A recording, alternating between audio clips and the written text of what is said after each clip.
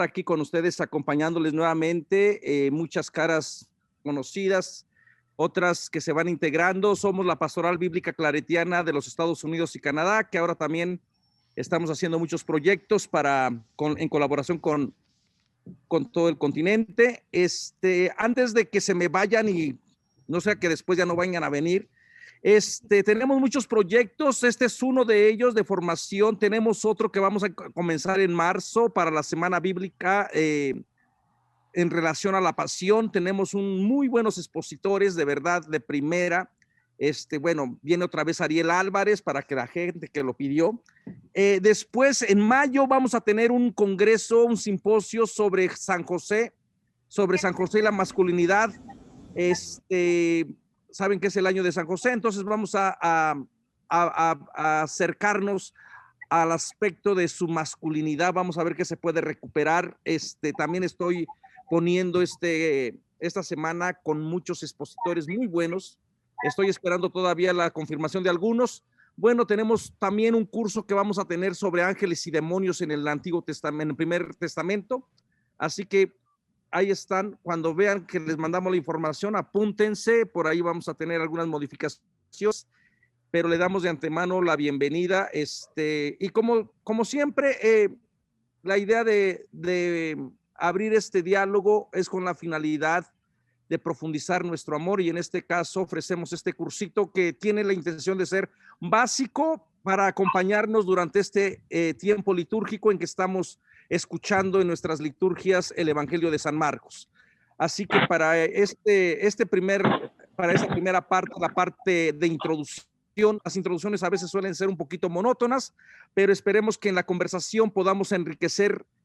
Sabemos que Marcos escribe para una comunidad sufriente, una comunidad que se pregunta dónde está Cristo, cómo mantenerse firmes, cómo ser discípulos de la cruz.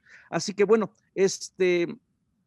esperemos que en el conversatorio podamos ir enriqueciendo estas experiencias, porque a lo mejor todavía, como la comunidad de Marcos, seguimos en la Galilea, en las periferias, donde es necesario que se anuncie la buena noticia, la noticia de Jesucristo, Hijo de Dios.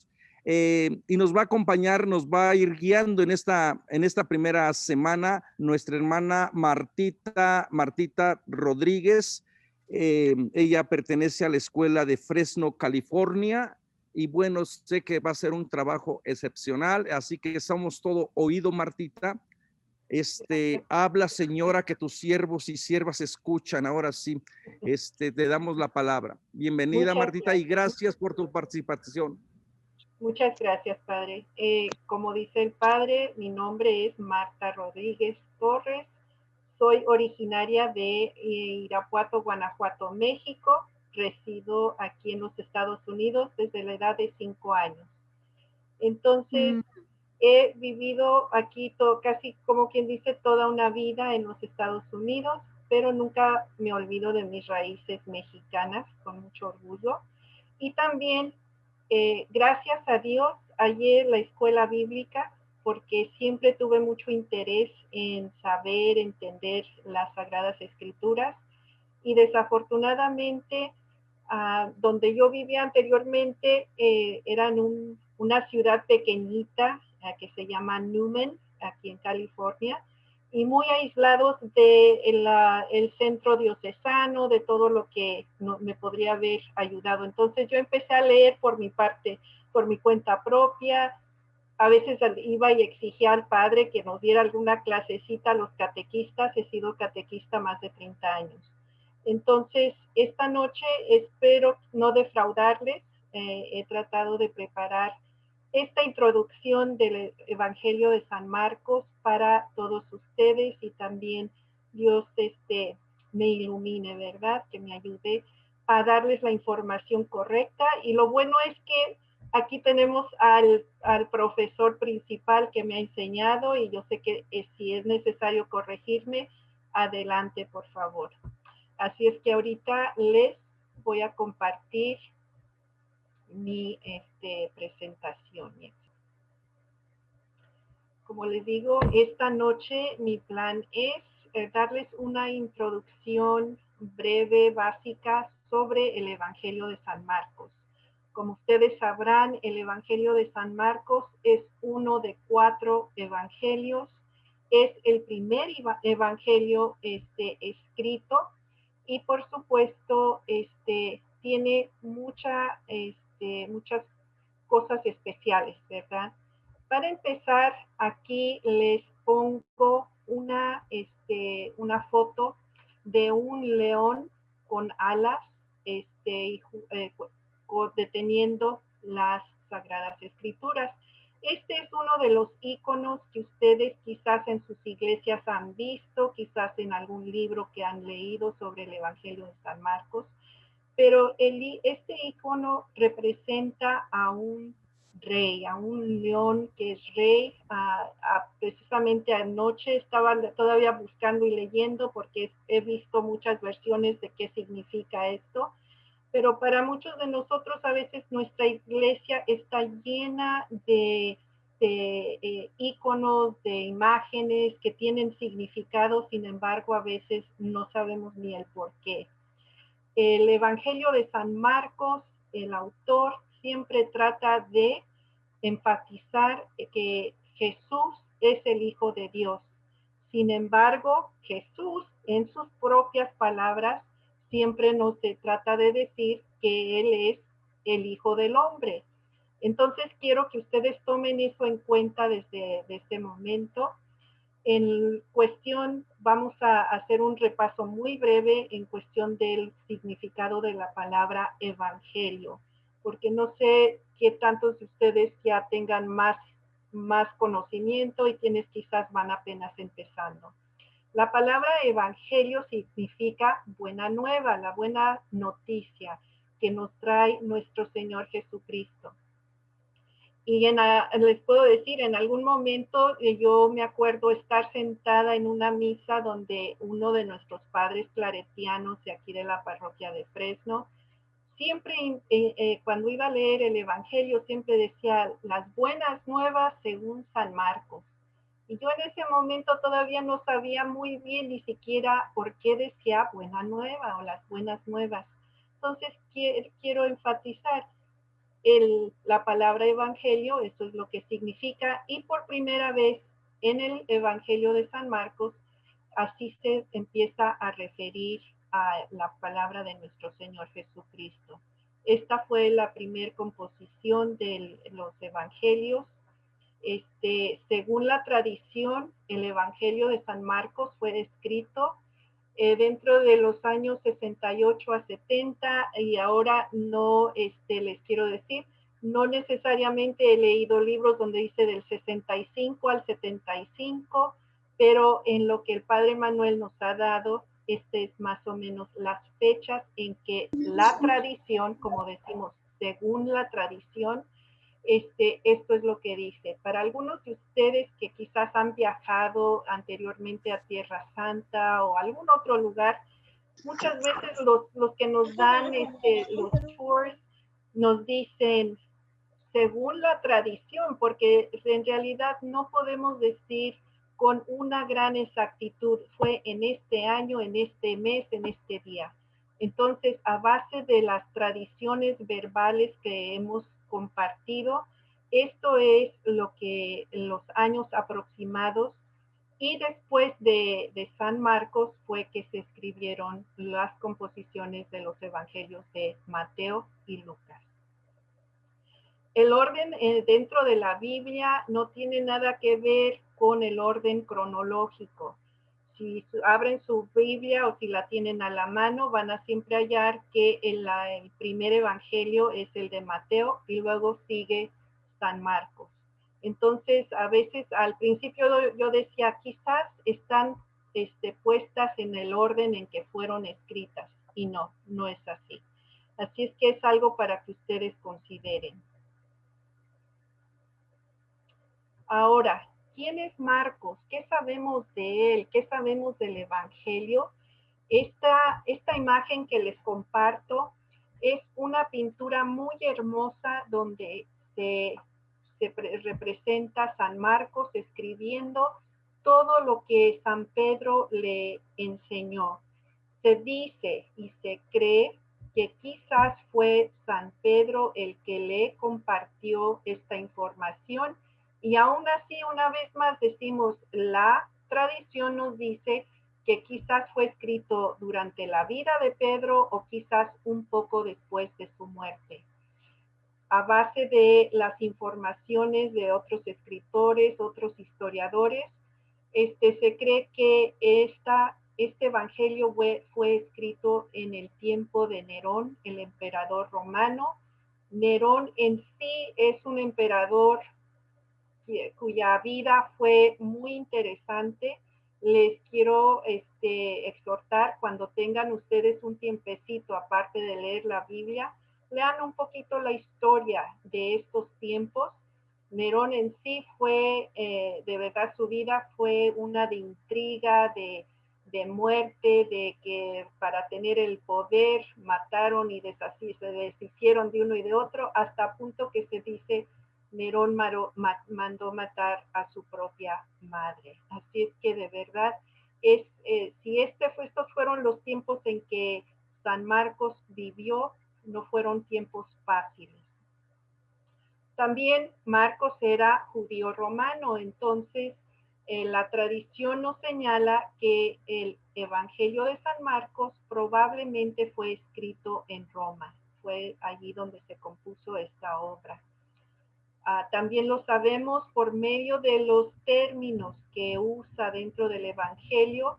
Él usa mucho, por ejemplo, referencias, aquí les doy un ejemplo del sistema del horario romano, que dice en el capítulo 13, versículo 35, velad pues porque no sabéis cuándo viene el Señor de la casa, si al atardecer o a la medianoche o al canto del gallo o al amanecer.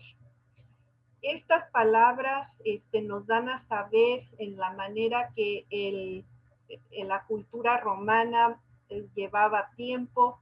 También, por ejemplo, cuando nos hablan de los denarios, de todos estos sistemas de vivir del pueblo romano, es como sabemos también que aquí se mezcló, se llevaba este ritmo de vida.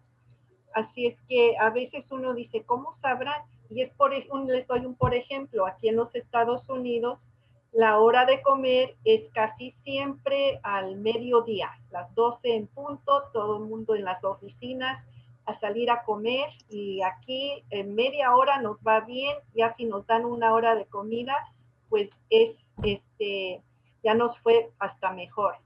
Pero para los que quizás, por ejemplo, yo que tengo familia en México, la hora de comer es normalmente a las 2 de la tarde, y que no nos digan que nada más es media hora, porque normalmente las horas de comer, o cuando menos con las familias con las que yo he convivido, es normalmente 2 horas, de 2 a 4 de la tarde. Entonces sabemos que si yo, por ejemplo, voy a comer en México, pues va a ser a las 2 de la tarde, y probablemente va a ser una comida de 2 horas, y regresan a trabajar horas más largas. Así es que también estas son maneras en que los estudiosos de la Sagrada Escritura van determinando, vamos viendo el contexto de lo que se vivía, cómo se vivía, y son maneras de ver qué sucedía. También les quiero compartir, por medio de estos cursos, ustedes van a ir conociendo a muchos escritores de estos periodos.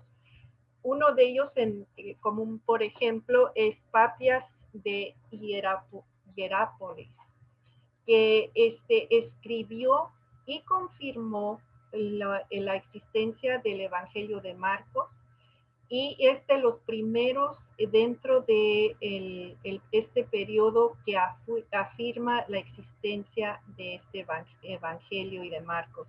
Y dice así: y afirma el presbítero Marcos, escribió detalladamente como intérprete de Pedro todo lo que guardaba en su memoria de las palabras y hechos del Señor, aunque no según su sucesión real, pues Marcos no había oído ni acompañado al Señor, pero sí posteriormente a Pedro, como hemos dicho, quien dispuso sus exposiciones doctrinales según las necesidades, pero sin intentar aportar ninguna exposición coherente de las palabras del Señor. Estas son palabras exactas que escribió él era obispo y es más, es santo, se considera eh, apóstol de la iglesia. Y es bueno desde ahorita, ustedes por ejemplo en estos cursos van a oír a platicar mucho uh, de, de otros historiadores, y es bueno que desde ahorita vayamos aprendiendo a investigar un poquito por nuestra parte. ¿Quién es? ¿Qué fue lo que hizo? ¿Verdad? Entonces, Papias de Hierápolis nos, nos da esta información que, aunque quizás no fue exacta o en el orden que pasó, todo esto lo escribió Marcos para poder dar a saber, no fue información falsa, sino que más bien fue a base de lo que él iba viviendo y recordando y obteniendo. El lugar donde vivió Papias también es ahora en este día Turquía. Como les digo, fue uno de los padres apostólicos de la iglesia. Ahora, dentro del Nuevo Testamento hay varias referencias a uno que se llama Juan Marcos. Y aquí les proporciono algunos de las teorías de que si este Juan Marcos sería el Marcos de este evangelio. Hay diferentes teorías, se menciona por ejemplo, en los Hechos de los Apóstoles, que es la comunidad primitiva de Jerusalén que se estaba formando, que estaban trabajando con la gente. Dice, y habiendo considerado esto, llegó a casa de María, la madre de Juan, el que tenía por sobrenombre Marcos, donde muchos estaban reunidos orando. Y estas referencias es lo que pone en pie. ¿Sería el que escribió el Evangelio de San Marcos? ¿Sería él el que proporcionó todos estos datos? En realidad no se sabe, y quizás el padre Manuel más adelantito nos pueda hablar un poquito más acerca de lo que él sabe y lo que se ha compartido. Pero por ahorita voy a continuar. También hay un Juan Marcos que acompañó a Pablo y Bernabé en su primer viaje misional, también una vez más en los Hechos de los Apóstoles. Cuando ustedes tengan tiempo y puedan, si no lo han hecho aún, les recomiendo no solamente leer estos 4 evangelios y quizás caminando con este proceso de la escuela bíblica, ustedes se van a empezar a dar cuenta cuánta información hay, cuánto podemos saber y también cuánto no sabemos ni nunca lo vamos a saber porque al momento no hay manera de confirmar de una manera u otra. También hay referencias a Juan Marcos que parece que anduvo también acompañando a Pablo, que estas referencias se las pongo aquí desde Filemón, Colosenses, la segunda carta de Timoteo, la primera carta de Pedro. Todas estas referencias hablan de esto. Y hasta, por cierto, también se refiere a la vida de San Pedro, lo que sabemos, y la Babilonia en que él vivió, que es decir, en Roma. Y eso es también parte de lo que nos confirma que probablemente este evangelio fue escrito en Roma. Ahora, ¿cuáles son las características estilísticas de este evangelio? Para empezar, el lenguaje y el estilo es sencillo. Marcos no habla con palabras muy muy educadas, es muy sencillo, muy al punto, usa palabras, hay palabras abundantes que se consideran vulgares o comunes al pueblo, usa muchos latinismos que una vez más son palabras que confirman que era parte del Imperio Romano, donde él estaba, donde él escribía estas cartas, y también hasta mezcla las escrituras con los caracteres griegos. Así es que es un poquito así para como les doy un por ejemplo, nosotros que vivimos aquí en los Estados Unidos, sin embargo somos de todos los países de México a todo Latinoamérica. Y ahora nosotros aquí de verdad tenemos una mezcla de palabras que a veces se inventan, se le agrega la O o la A, y ya estamos hablando español, pero usando palabras en inglés, cosas como el estacionamiento que le decimos, o a veces hay personas que le dicen el parqueadero, que cuando lo escucho no sé qué me da porque sé que hay otra palabra, pero así es. Entonces también consideremos que los judíos que vivían en estos lugares se van mezclando con la cultura, con el vivir de donde viven. También una de las cosas del Evangelio de San Marcos es que no hay muchos discursos de nuestro Señor Jesucristo. Casi es una historia que es contada, va contando cada evento, cada cosa que va pasando. Y en estos cuentos, en las parábolas, son bastante sencillas.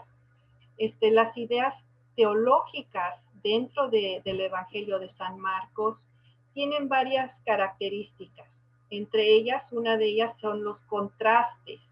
¿Cuáles son esos contrastes? Pues déjenme compartir. Hay un contraste muy grande entre la Galilea, de donde el área donde creció nuestro Señor Jesucristo, opuesto a el Jerusalén, el lugar donde él va y allí va a hallar su final. Galilea es una área montañosa al norte de Palestina, es un área donde vive la gente sencilla, la gente que trabaja, que pesca, que trabaja en sus tierras. Entonces, como ustedes sabrán, para todos nosotros, sea aquí o en México o en Latinoamérica, pues el que trabaja sus campos, el que vive en estos lugares que son más pacíficos, más sencillos, muchas veces, a veces la gente de la ciudad nos ven un poco como, uy, ya viene este rancherito, ¿no? Así a veces se refieren en México, o aquí viene esta persona que quizás no tiene mucha educación. Entonces, otra cosa en contra de esta área de Galilea era que también no veían con muy buenos ojos los judíos educados, los que vivían en la gran ciudad, porque también aquí los que vivían en esta área de Galilea tendían a mezclarse con otras culturas, con otras gentes, y eso no lo veían con buenos ojos. Así es que, como les digo, aquí estas son algunas de los conceptos.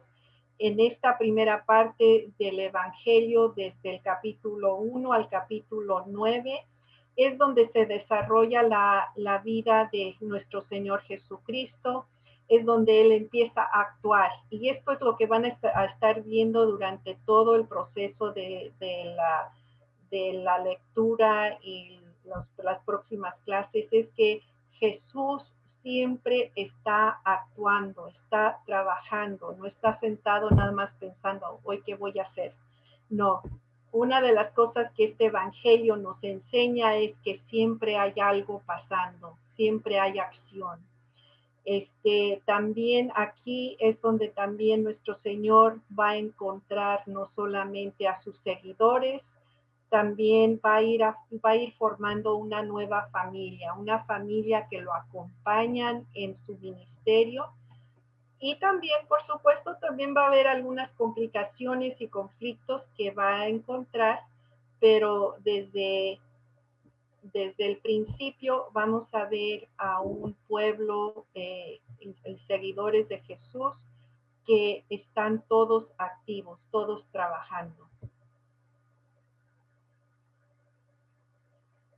Ahora, en el concepto de Jerusalén, que es la contrapuesta de lo que era Galilea, vamos a ver donde queda ahorita Jerusalén, es conocido como Judea, donde vemos la entrada de nuestro Señor Jesucristo, todas estas cosas que van a empezar a hacer las lecturas de nuestros evangelios, van a salir de esta sección de la entrada triunfal de nuestro Señor a Jerusalén y todos los seguidores gritando, gloria, bendito el que viene en el nombre del Señor. Todo esto vamos a estar leyendo y viendo que entra como rey, ¿verdad? Aunque pues va en un burrito y pues quizás la gente que lo acompaña no es la gente más deseada o educada del pueblo judío, pero así entra. Pero lo que vamos a hallar es que va a entrar a la ciudad santa, la ciudad del templo del rey, del Sanedrín, y también vamos a entonces a empezar a ver la hostilidad de las autoridades, que se va a intensificar cuando empiezan a ver cómo sigue el pueblo a nuestro Señor Jesucristo. Va a empezar a encontrarse con la enemistad, no solamente por el celo del poder, sino también porque Él viene a decir verdades, viene a decir lo que está bien y lo que no está. De Jerusalén también a los enemigos van a salir hasta seguirlo, de verdad, a buscar cómo deshacerse de este hombre sabio que está diciendo cosas que no les conviene.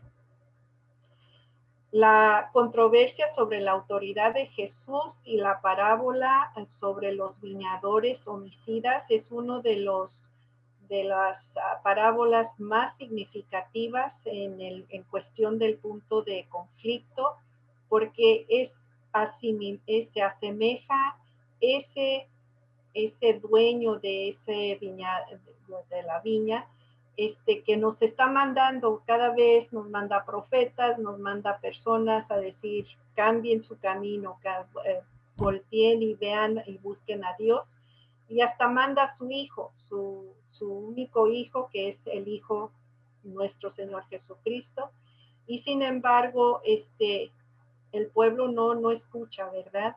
Entonces, esa parábola es una parábola muy interesante. Ojalá cuando lleguen a leerla, a discutir, vean tantos detallitos que están en esa parábola. Sobre Jerusalén, nuestro Señor Jesús da un discurso apocalíptico. Y en el capítulo 13, allí vamos a ver con el inicio casi de ese capítulo donde dice, ¿ves estos grandes edificios?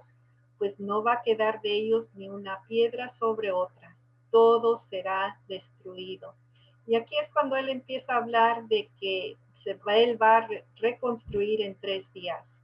Y por supuesto todos sus seguidores se quedan un poquito así como a qué se referirá. Así es que en Jerusalén, allí va a él también a hallar su final, allí va a ser cuando él es rechazado, triunfa la oposición y también todos, en este caso, nuestro Señor es rechazado y asesinado.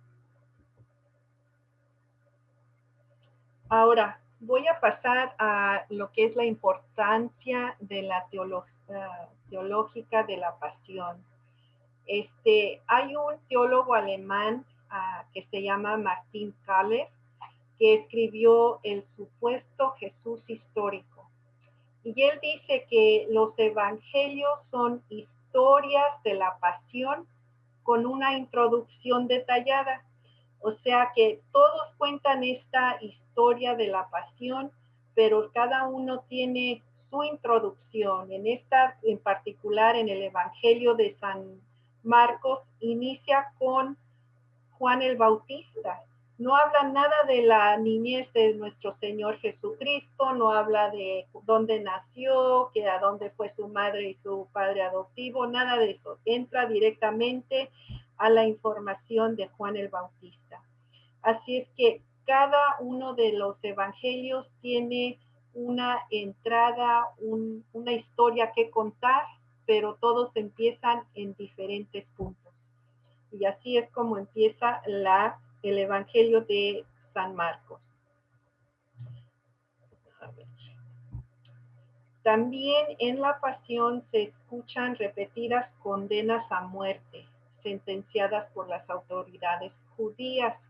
Entonces, vamos a ver toda esa hazaña en contra de nuestro Señor, cómo las autoridades tratan de quitar a Jesucristo de su camino, que no les estén, como quien dice, que no les esté quitando ningún poder, que no les esté alebrestando a ese pueblo.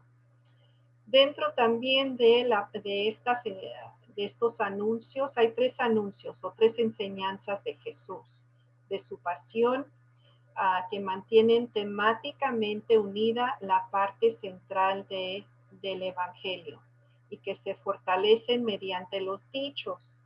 El anuncio de la traición de Judas, el escándalo general y la negación de Pedro. Estos puntos claves de la pasión de Cristo, tiene uno que tomar en cuenta que para llegar a este punto tuvo que él tratar de enseñarles a todos sus apóstoles, a sus seguidores. Y esas enseñanzas toman cierta manera, casi siempre él les empieza a enseñar y siempre habla del Hijo del Hombre. Y como les dije al principio, San Marcos siempre trata de enfatizar que Jesús es el Hijo de Dios. Sin embargo, Jesús mismo en sus palabras siempre dice, Él es el Hijo del Hombre. Y Él va a sufrir, va a ser rechazado por ancianos, por los sacerdotes, por los escribas, y desafortunadamente hasta por sus propios seguidores. En el capítulo 9, versículo 31, nos habla una vez más que Él es el Hijo del Hombre, que va a ser entregado en manos de los hombres, lo matarán y 3 días después de su muerte resucitará. Así es que imagínense, uno a veces nada más nos queremos enfocar en el hecho, muy parecido a San Marcos, que este es Dios, este fue el que hizo estos milagros, pero creo que en las enseñanzas de nuestro Señor Jesucristo vamos a ver, como vayamos caminando, que Él vino también a decir muchas verdades que no necesitan necesariamente ese milagro de revivir a los muertos ya cuando han muerto, sino que más bien viene a enseñarnos a cómo amarnos, cómo ser bueno con el hermano, con la madre, y eso para muchos de nosotros hasta la fecha son palabras necesarias. Déjenme pasar aquí. Los dichos en este evangelio son muchos, es más, el padre apóstol Papias escribió un libro solamente dedicado a los dichos de nuestro Señor Jesucristo. Él escribió una serie de 5 libros, entre ellos está esto de los dichos de nuestro Señor. Y vamos a ir viendo, porque a veces hasta estos dichos a veces los usamos nosotros mismos, ¿verdad? Pero aquí les doy este ejemplo, porque el Hijo del Hombre no vino para ser servido, sino para servir y para dar su vida en rescate por muchos. Así es que siempre estas palabras las revivimos durante la Semana Santa y en muchas otras ocasiones a veces nos acordamos, es cierto, todos deberíamos ser serviciales, servir como si nos sirvió nuestro Señor Jesús. También en este evangelio vamos a ver traición, escándalo y negación. La traición, por ejemplo, y uno muy grande, es la traición de Judas Iscariote. Aquí ven ustedes esta pintura, esta imagen de nuestro Señor Jesucristo en la última cena. Y se me hizo interesante cómo yo me imagino que Judas es el que está aquí sentado a mano derecha, con pelirrojo, lo pintaron en esta pintura con pelirrojo, es el único que no tiene la aureola sobre su cabeza. Y de verdad digo, nuestro Señor, sabía que iba a ser traicionado y pues sabía quién era. Entonces, eso de la traición, a veces nosotros cuando nos traiciona un familiar o un amigo, ay, nos morimos, ¿verdad? Pero imagínense él saber que por causa de lo que estaba a venir, él iba a tener que morir. Entonces, somos muy pocos los que estaríamos dispuestos a perdonar esto y seguir adelante. También en la negación, si ustedes recuerdan, aquí ven a lo que sería la imagen de San Pedro y allí ven a el gallo. Y él mismo le predice que antes que cante el gallo, 3 veces él lo va a haber negado. Entonces, estas son aparte de lo que vamos a ir viendo y estudiando en este Evangelio de San Marcos. Ahora, tenemos aquí lo que se llama teoría del secreto mesiánico. ¿Qué secreto? Yo de verdad cuando empecé a tomar estos cursos, había muchas cosas que yo me quedaba intrigada. ¿De qué se tratará? Pues bueno, para empezar, es bueno tener un buen entendimiento del significado de palabras. Mesiánico, que viene de la palabra Mesías, que es una palabra hebrea que significa enviado de Dios. En griego se traduce a Cristo, Jesucristo. De allí sale esta palabra y esa palabra y ese secreto del que vamos a ir estudiando. Y como ven aquí, la persona que tiene el dedito en la boca, no contar. Y eso es lo que ustedes van a leer en estos sucesos de la vida de nuestro Señor, que Él una y otra vez les dice a muchos, no cuenten, no vayan a contarle a nadie lo que acaba de suceder. Manténganlo en su corazón, ¿verdad? ¿Y qué es lo primero que hacen casi todos? Van y lo gritan a los cielos. Ya quedé curado, ya quedé sanado, el leproso, el que no veía, total. Es una serie de que vamos a ir viendo que este secreto mesiánico, que es que el enviado de Dios ha venido, no se va a mantener de ninguna forma secreto. Este secreto también es conocido en varias parábolas que vamos a ir leyendo, en varios sucesos de la vida de nuestro Señor. Por ejemplo, es aquí donde Él libera a un hombre que estaba controlado, que tenía un espíritu dentro de él. Hasta los mismos espíritus diabólicos saben que nuestro Señor es el Hijo de Dios. Tú eres el Hijo de Dios, le grita este espíritu. Entonces, así también se va dando cuenta todos los que van viendo y observando estas cosas, que aquí lo reconocen hasta el demonio, los espíritus malignos, ¿verdad? Ahora, sus discípulos, Jesús siempre les ordena terminantemente que le digan quién es Él. Y aquí van a ustedes ver esta frase del capítulo 8, versículo 30, donde dice, y ustedes, ¿quién dicen que soy yo? Y allí Él está buscando, ¿me están comprendiendo? ¿Están entendiendo? Les pregunta para saber qué piensan ellos. Todo eso van a leer y discutir en las próximas clases.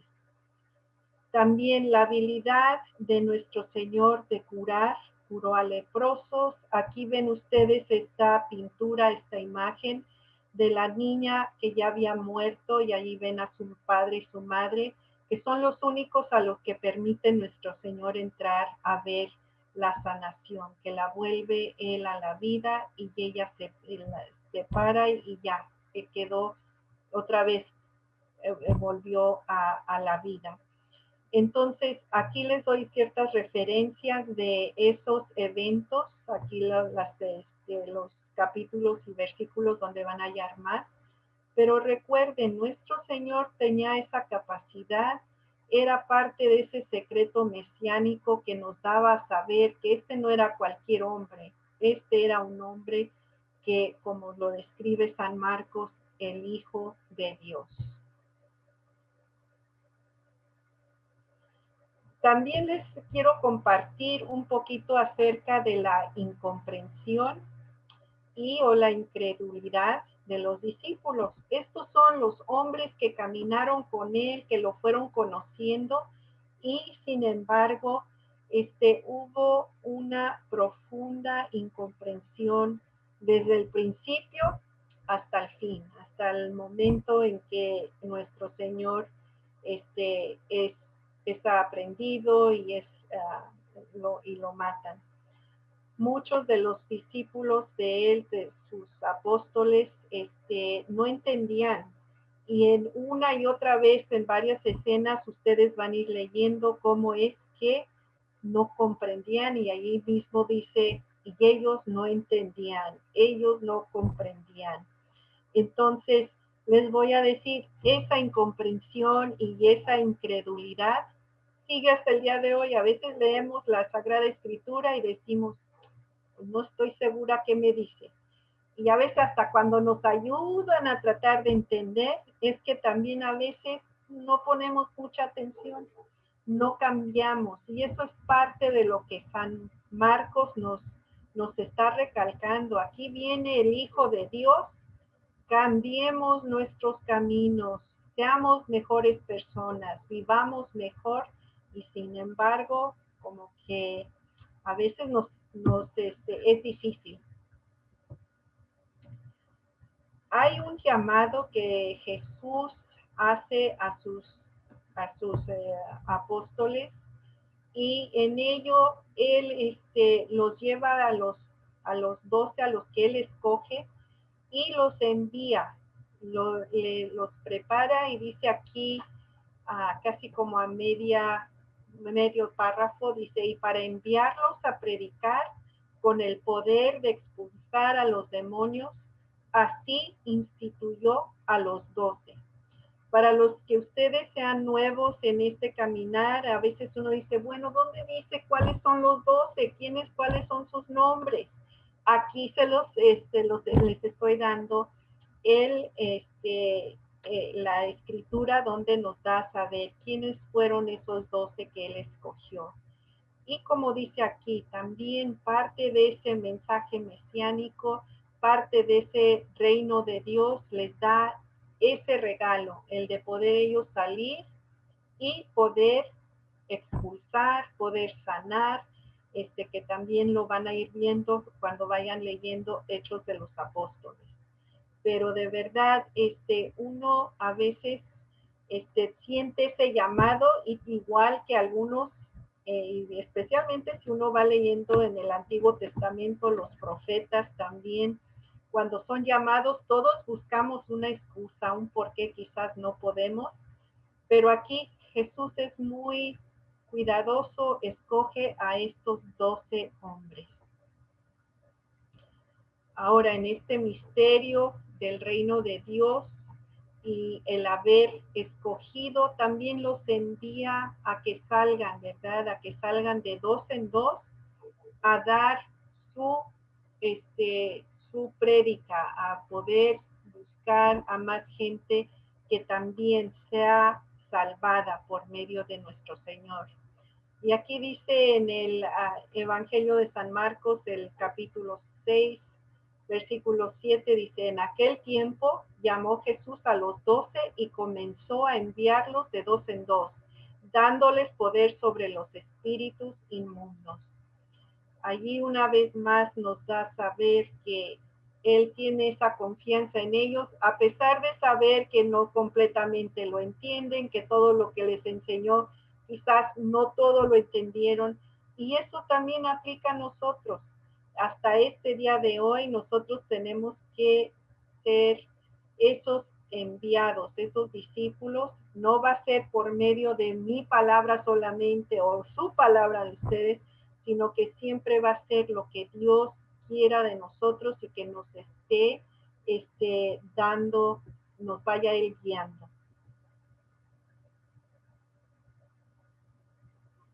También en este evangelio vamos a ver también un poco la falta de fe, la falta de constancia, de saber que Dios está siempre con nosotros. Y un buen ejemplo es cuando van en la barca y empieza a haber vientos fuertes y olas grandiosas que entran en miedo los que lo acompañan. Y él les dice, ¿por qué estáis así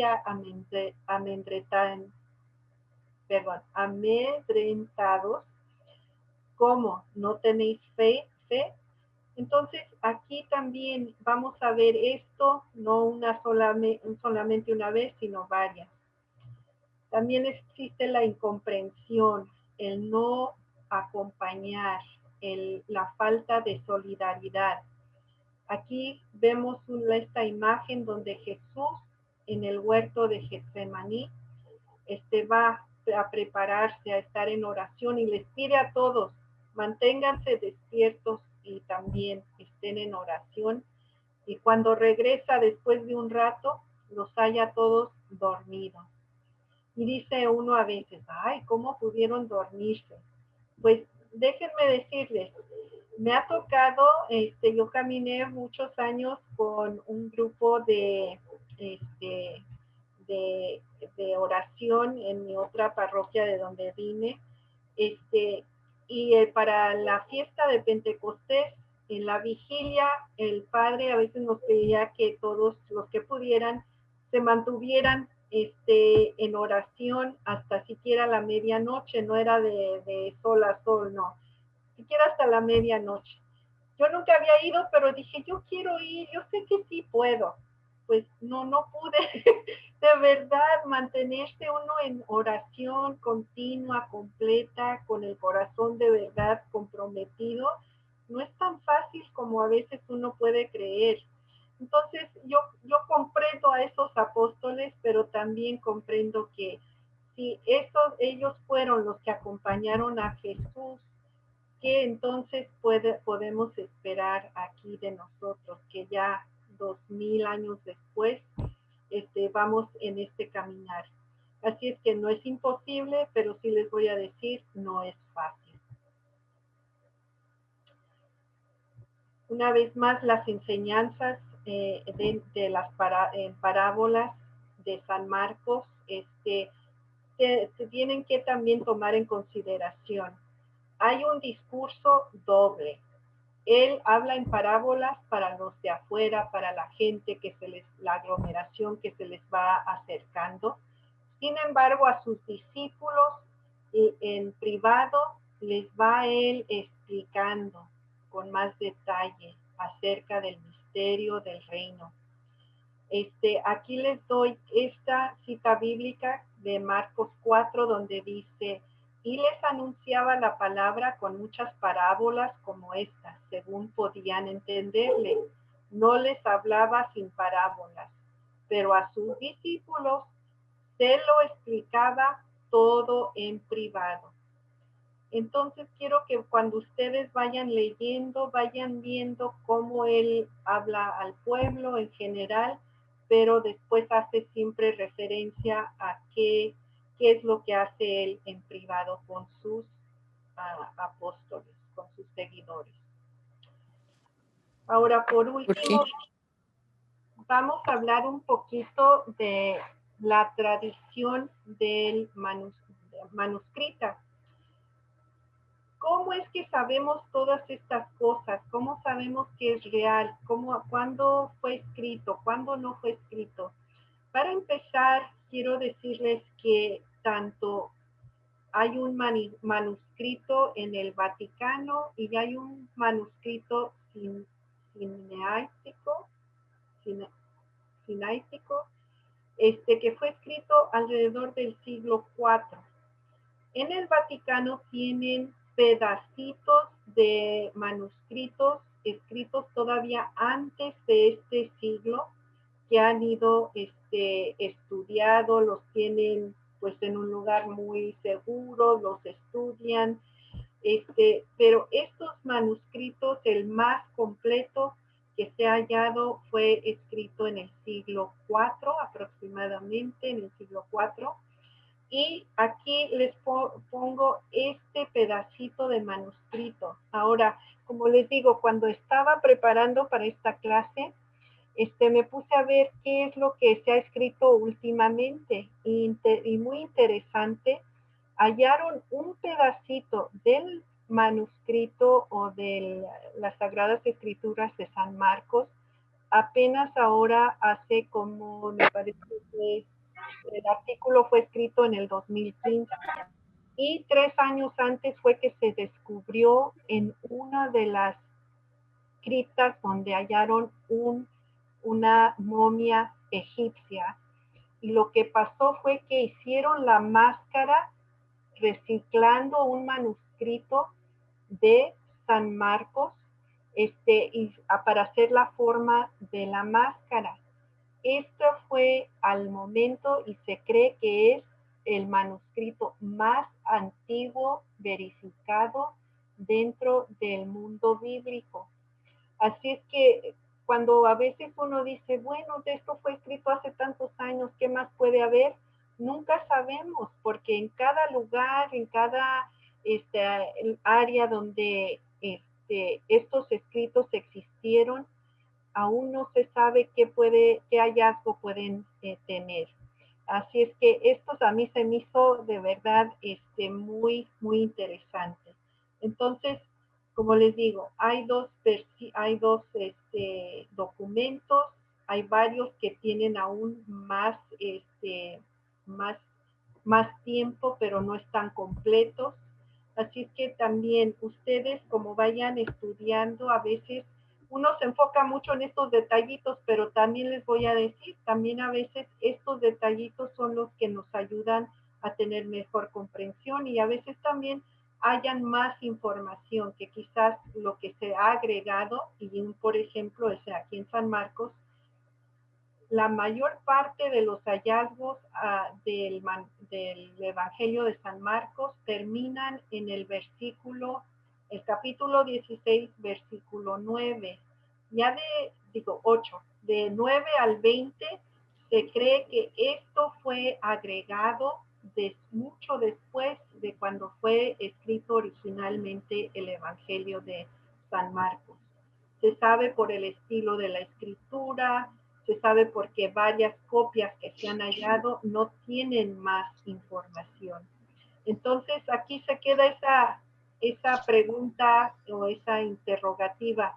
¿Qué pasó con el resto? ¿Sería que ya el autor o San Marcos, si fue él el que lo escribió, se cansó, se murió? ¿Qué pasó? Así es que cada uno de nosotros, como vamos leyendo y aprendiendo, vamos a hallar que el mundo bíblico es uno muy especial, uno donde hay mucha información y de verdad, cuando uno va siguiendo a nuestro Señor, tiene ese deseo de aprender más, de saber más. Entonces, ojalá para ustedes así sea esta jornada en la que vamos a estar siguiendo a nuestro Señor Jesucristo por medio del Evangelio de San Marcos.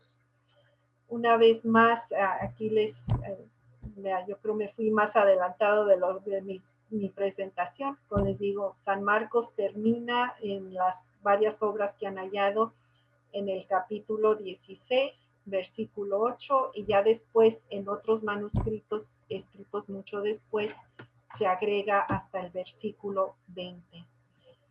San Marcos es de los evangelios más cortos, es el más pequeño, así es que ojalá este caminar en estas semanas que vienen sean para ustedes un aprendizaje, un momento de vida donde ustedes puedan quizás evaluar y ver su propia vida.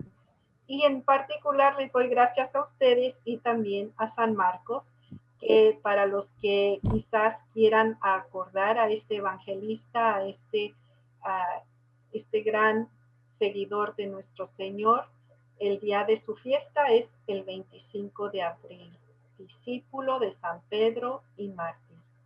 Les doy las gracias. Ahora abro a preguntas o no sé si haya comentarios en el chat. Así es que voy a cerrar esto. El padre Manuel aquí está con nosotros, así es que, y varios de ustedes que yo sé que tienen mucha sabiduría. Así es que, ¿hay preguntas o hay algo que Martita, Martita, antes que nada te quiero dar las gracias por introducirnos a esta semana que vamos a, bueno, a este curso que vamos a comenzar sobre San Marcos. Gracias. Es interesante siempre ver cómo uno va viendo el crecimiento de la persona. Todavía recuerdo cuando hace algunos años te conocí en la primer módulo con tanto miedo a la palabra de Dios y ahora mira, gracias con tu sabiduría. Antes de comenzar a las preguntas, me gustaría solamente reforzar algunos puntos que yo creo que son importantes. Primeramente, bueno, te doy las gracias por de verdad hiciste un trabajo ejemplar. Hay unas cositas que me gustaría enfatizar, como es el concepto de Galilea para la comunidad de Marcos, el sentido teológico, bueno, juega un papel muy importante todo lo que es Galilea y todos recuerden por qué, porque Galilea es la parte de los excluidos, de los impuros, de los marginados. Es en Galilea donde casi todos los milagros que en Marcos se realizan, 12 milagros, todos suceden en torno a Galilea, con excepción de uno que sucede en el camino para Jerusalén. Entonces ya desde allí como que uno se da cuenta que el énfasis para Marcos va a ser este lugar geográfico donde vive la gente que no es aceptada totalmente dentro del sistema de la religión de los de Judea. Y bueno, también de alguna manera es en Galilea donde comienza la novedad del reino. Es en Galilea donde los pobres, los marginados, la comunidad alternativa comienza a funcionar. Y en el Evangelio de Marcos casi que Jesús solamente va a Jerusalén para que lo maten. Por eso todo el tema de Marcos en la pasión, con desde el capítulo 14 hasta el capítulo 16, pues juega un papel muy importante.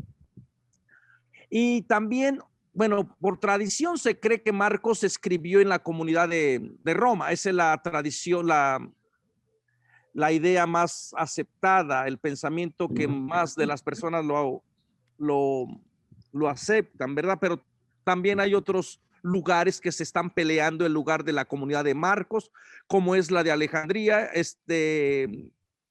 y últimamente también habemos otras personas que pensamos por la importancia que le da a Galilea que Marcos pudo haber sido escrito al norte de Galilea o en lo que es Siria. Por allí también muchas de las personas creen que Marcos no conocía la geografía, por ejemplo, y por eso sitúan a la comunidad dentro de Roma. Pero yo creo más bien que Marcos tiene un fin teológico, por ejemplo, cuando le llama al lago mar, yo creo que hay un fin teológico por hacerlo. Bueno, no sabemos exactamente, la tradición lo sitúa en Roma y ahí está la idea todavía abierta.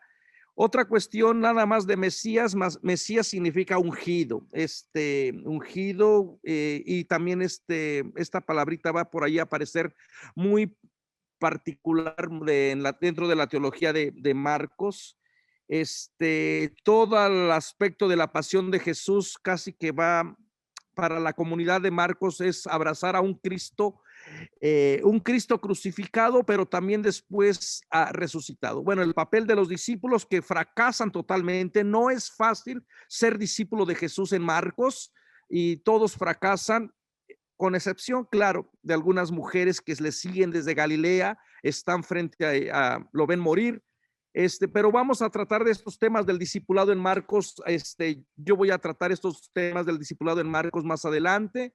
Y la otra cosita que me gustaría concluir es cómo termina Marcos su evangelio. De acuerdo a las personas, a la investigación, pues parece ser que Marcos terminaría bueno, con la resurrección de Jesús y el anuncio a las mujeres de que regresen a Galilea y que allá lo van a volver. Prácticamente Marcos comienza en Galilea y otra vez cierra el círculo con Galilea para ver si la comunidad tiene la posibilidad ahora sí de ser discípulos de la cruz, discípulos del resucitado. Entonces, algunos manuscritos, como es el de Vaticano y el Siniático, no tienen este final largo que encontramos en nuestra Biblia, del versículo 9 hasta el 16. Algunos creen que Marcos terminó prácticamente en el capítulo 16, versículo 8, así lo concluyó.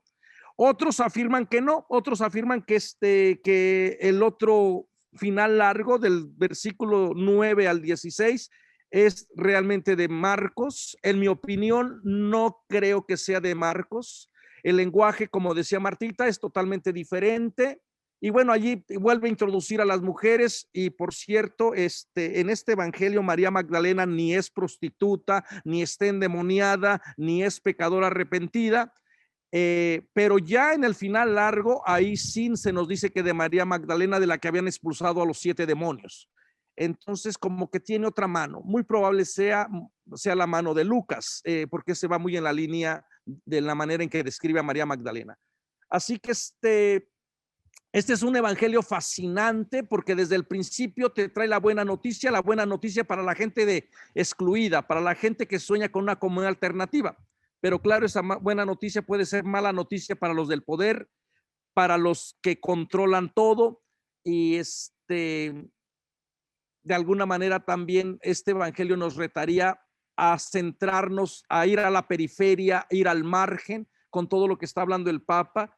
Y yo creo que la pregunta como para dialogar, ¿dónde estará nuestra Galilea actual? ¿Dónde está la gente marginada? Yo creo que ser discípulo en Marcos es ser persona marginal, es ser persona liminal, es ser persona que se mueve siempre en la periferia y por eso es que no es fácil ser discípulo. Estos son algunas de las cositas que podríamos ver sobre esta comunidad. Bueno, la tradición también pone en Papías, el obispo de Papías de Hierápolis pone la tradición de que Marcos era discípulo de Pedro, que era intérprete de Pedro. Pero es una tradición muy respetable, muy antigua, que no podemos ignorarla, pero realmente en cuestión de autoría, en cuestión de saber exactamente quién era Marcos y en qué año se escribió y dónde se escribió, pues solamente tenemos hipótesis. Y solamente con hipótesis estamos tratando de formar esta comunidad. Lo que sabemos que esta es una comunidad que le está costando trabajo verdaderamente mantenerse fiel en el seguimiento de Jesús. Es una comunidad que se siente huérfana, es una comunidad que se siente perdida y de alguna manera Marcos trata de presentar a Jesús como protagonista del sufrimiento, un Jesús que muere totalmente abandonado, humillado, y como que desde allí comienza a hacer una teología para decir que en el crucificado está Dios, o que en el crucificado está el resucitado, que Dios interviene para legitimar a su crucificado, ¿no? Así que todo esto parece ser que puede ir apuntando en esta dirección. Ahora sí, yo creo que sería bueno abrir el micrófono si tienen algunas preguntas por allí. Es necesario que se anoten a este curso para que se les mande el material. Vamos a ponerlo todavía en nuestro canal de YouTube, así que no se preocupe, por ahí lo van a tener. ¿Alguien que tiene alguna pregunta, algún comentario que quiera aportar? Una pregunta, ¿cómo si el Evangelio se escribe en los años 68 a 70? Ajá. ¿Cómo hallaron ese papel de la escritura de San Marcos en el siglo IV? No, ese es uno de los manuscritos que se tiene, fechado en esa época. Los manuscritos regularmente, los manuscritos, recuerden que no tenemos ningún manuscrito original. Okay. Todos son copias de copias de copias. El manuscrito que tenemos, que se le denomina Vaticano, es porque lo tiene la Biblioteca del Vaticano. El Siniático, porque se encontró en el monasterio de Santa Catarina, en el monte Sinaí. Entonces, estos manuscritos datados en el siglo IV, el manuscrito que se encontró datado en el siglo IV, no tienen el final, no contienen el final largo de Marcos. Ok. Porque me confundió. Sí, ahí fue un poquito también, qué bueno que lo recalcas. Ahí fue un poquito, a lo mejor, faltó un poquito de claridad. Entonces, no hay ningún manuscrito que digamos, alguien tiene el manuscrito, o sea, para la crítica se llama la crítica textual, todas las personas que se especializan en estar cotejando manuscritos de los que han quedado, de los que se han descubierto, y estos se han clasificado de acuerdo al lugar donde se encuentran, o en el lugar donde se descubren, o con la letra P de papiro, y P12 o PY. Entonces, estos manuscritos son los más respetables, en cuestión de que son más respetables en el sentido de que están más. Entonces, para la crítica textual, el problema para designar de dónde termina el Evangelio de Marcos, pues es una pregunta siempre abierta. Estos manuscritos, el Vaticano y el Siniático, no incluyen el versículo 9 al versículo 16. Entonces, por eso es que pensamos de que Marcos quiso terminar su Evangelio, y las mujeres quedaron llenas de miedo y no dijeron nada a nadie. Y claro, como que Marcos, así como terminando su evangelio, para mucha gente desde la antigüedad, Marcos siempre ha sido el evangelio como la Cenicienta. Marcos siempre ha sido relegado, excluido incluso de la liturgia por muchos años, porque ya en el siglo segundo, en un documento que se llama el Protoevangelio de Marción, se decía que Marcos era como un torso, porque no tenía las historias de la infancia narrativa, como Martita lo estaba diciendo efectivamente, y no tiene tampoco historias pospascuales. Termina con que las mujeres se quedaron llenas de miedo y no dijeron nada a nadie. Entonces, a la gente como que eso no le gustaba mucho de Marcos, porque los otros evangelios realmente llenaban esos vacíos. Por ejemplo, en Lucas, en Mateo tenían toda esta infancia narrativa, y luego tenían las historias pospascuales. Entonces, como que en la comunidad de Marcos, como que Marcos dejó su evangelio, decían ellos, como un torso. Y esto fue prácticamente todo la actitud para aceptar el evangelio de Marcos, relegándolo un poco en comparación, por ejemplo, con Mateo, que ha sido el más privilegiado dentro de la interpretación bíblica, el más usado dentro de la liturgia. En cambio, Marcos se quedó así, hasta que hace más o menos unos 100 años, la gente, avanzando también en los estudios de la crítica textual, avanzando también dentro de los estudios de la Biblia, comenzó a postular la hipótesis de que Marcos probablemente sea el evangelio más antiguo y el más cercano a los dichos y hechos de Jesús. Recuerden que todos estos, todo lo que nosotros conocemos en los dichos de Jesús son historias que ya pasaron, que lo que narran son historias que ya sucedieron. Entonces el problema es para ver qué es exactamente lo que sí dijo Jesús y lo que no dijo Jesús, o qué ya es una creación de la comunidad. Entonces, cuando la crítica textual basa en Marcos y comienza a decir que Marcos probablemente era el más cercano, el que se escribe primero, pues esto cambió el escenario para el Evangelio de Marcos, y ahorita todo el mundo estamos colgados con el Evangelio de Marcos, porque probablemente nos presente a una comunidad. A mí en lo particular me gusta mucho Marcos porque presenta una comunidad muy real. Los discípulos no entienden de qué se trata.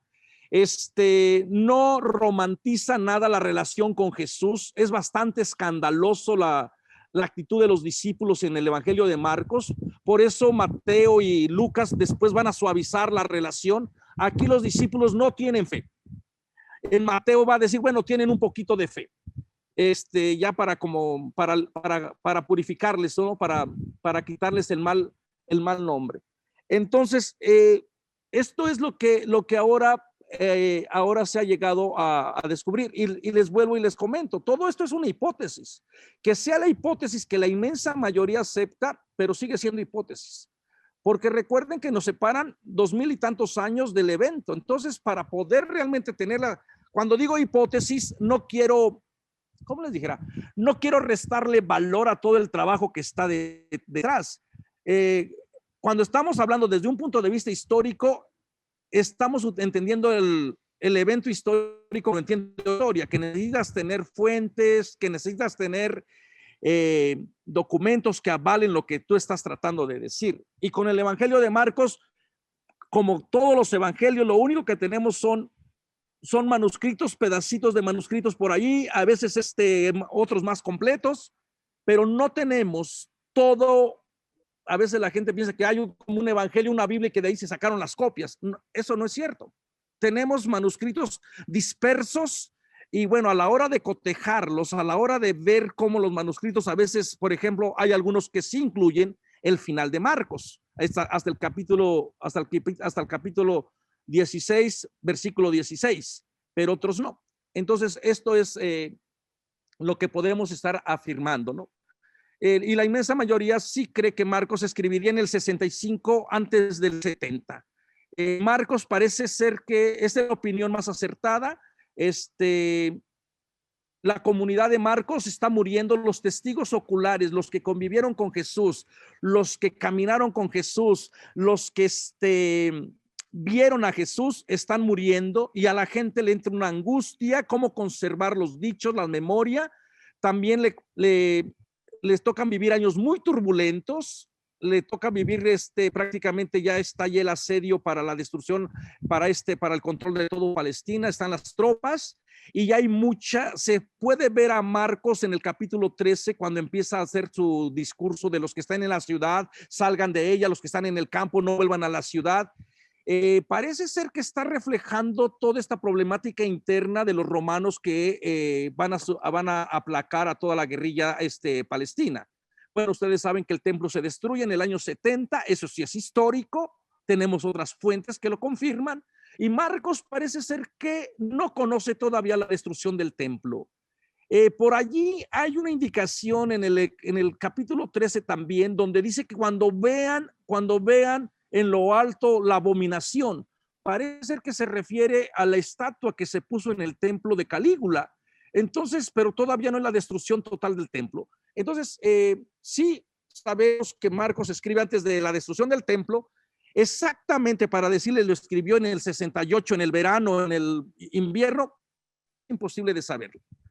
Por eso les decía, saber la fecha, saber el autor y específicamente saber la comunidad donde estaba, pues nos movemos con hipótesis. Hay hipótesis más acertadas, hay hipótesis más que tienen más peso que otras. Por ejemplo, la hipótesis para la comunidad de Marcos, que fue escrito en Roma, pues tiene mucho peso. Desde la tradición, desde el siglo II, ya hay personas que creen que Marcos escribió en Papías lo dice. El problema que ahora tenemos es de que cómo llegó el cristianismo a Roma. También tenemos otros documentos que dicen que el cristianismo a Roma llegó no por gente educada, ni por los grandes nombres, ni por Pedro, ni por Pablo. Hay testimonios que dicen que prácticamente el cristianismo llegó a Roma por gente migrante, por gente que huyó de la parte del conflicto de Palestina buscando una mejor vida y llevaron también su fe. Entonces, esto parece ser que es una hipótesis que está saliendo ahorita, muy reciente, y decir, bueno, el cristianismo llegó al imperio, a la capital. Entonces, si no llegó por manos de Pedro ni de Pablo, porque Pablo intenta ir por allí, entonces, pues nos pone otra vez a cuestionarnos. Y como les digo, se están descubriendo más cosas, es interesante lo que se está leyendo. Y bueno, todos estos detallitos que a nosotros nos gustaría saber, pues lamentablemente no los tenemos. Pero sí tenemos un evangelio que trae buenas noticias para gente marginada, para gente que es excluida, para gente que se siente pecadora, para gente que se siente impura, o para gente más bien que le han hecho sentir que es impura. Sí tenemos un evangelio que trae la buena noticia de un Dios que es compasivo, que es misericordioso, que cura, que sana, que multiplica pan. Y yo creo que este mensaje no deberíamos de perderlo, porque todavía tenemos otras comunidades después de 2000 años que están viviendo en la misma situación de hace 2000 años, que tienen hambre, que están enfermas, que tienen miedo, que se les sigue predicando a un Dios de temor, de odio, a un Dios que nunca haga lo que uno haga, nunca es suficiente para agradar a Dios. Entonces el evangelio de Marcos sería una buena respuesta, sería un buen evangelio para ir acompañando estas experiencias nuestras pastorales. Gracias. Bueno, ya casi me aventé toda la homilía del domingo, ¿verdad? Gracias, padre, gracias. No, espero que le haya iluminado un poquito, ayudado un poquito. ¿Alguien más quiere compartir, comentar? Yo, padre Manuel, Antonio de Ecuador. Sí, hermano. Antonio de Ecuador, ¿puedo hablar? Antonio. Muchos saludos para usted, padre Manuel, y para Marta. Una pequeña pregunta. En el capítulo 14:51 dice, un joven lo había acompañado envuelto solo en la sábana y lo detuvieron, pero él soltando la sábana huyó desnudo. Es en el contexto de la pasión de Jesús, ¿no es cierto? En el camino. Parece que escribe esto, yo he oído que era Marcos, o sea que Marcos le conoció personalmente a Jesús, porque está como, no pone el nombre aquí, no le pone el nombre.